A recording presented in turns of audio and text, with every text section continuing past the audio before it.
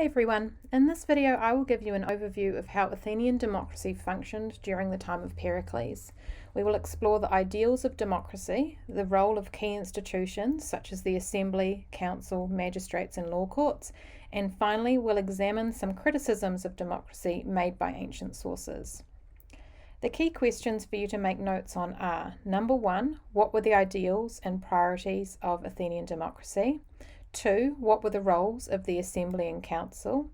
3, what were the roles of the magistrates and law courts?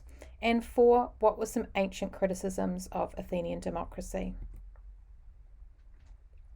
So firstly, ideals of democracy.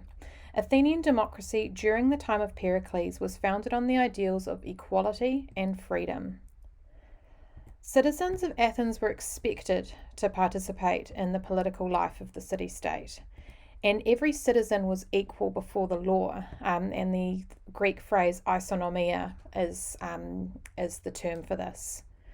The government was a direct democracy, which meant that citizens had a direct say in the running of the city-state, in contrast to what we have today, which is an indirect democracy where we elect officials to have a say on our behalf.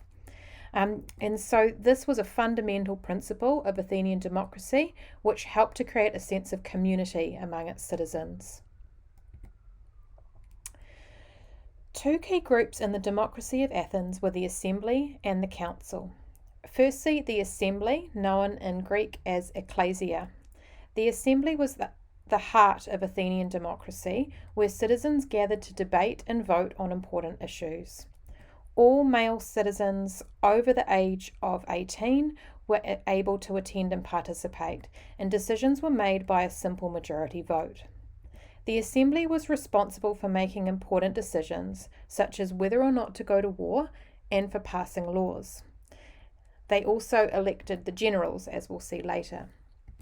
However, some critics felt that the assembly was too easily swayed by emotional appeals or demagogues, charismatic speakers who played on the fears and prejudices of the masses.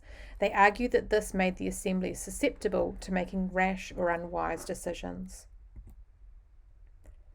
The next key component is the council, or boule. This was a smaller group responsible for preparing and managing the business of the assembly. It was made up of 500 citizens.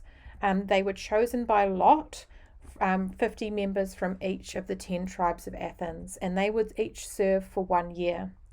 The council's job was to propose legislation which the assembly could then discuss. They would prepare the agenda for the assembly, and they were also in charge of managing the finances of the city. Two other key components in Athenian democracy were the magistrates, including the generals, and the law courts. So firstly, magistrates and generals. Magistrates, known as archons, were responsible for the day-to-day running of the city-state. They were chosen by lot, and they served for 1 year.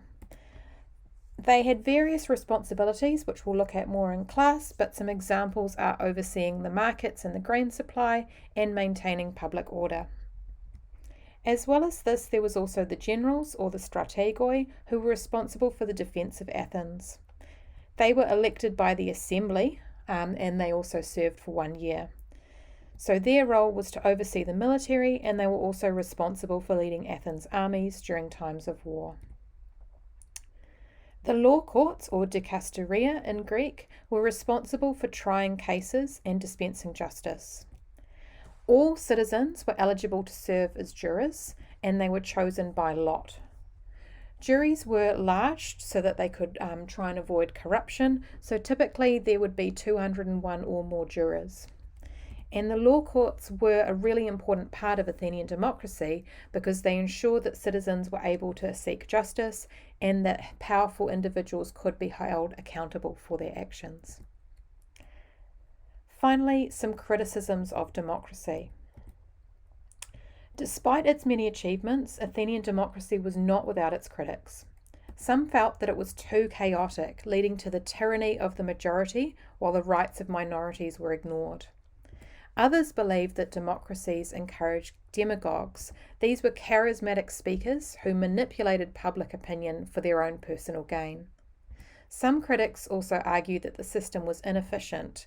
As you can imagine, decisions could take a long time to be made due to the large number of citizens who had to be consulted.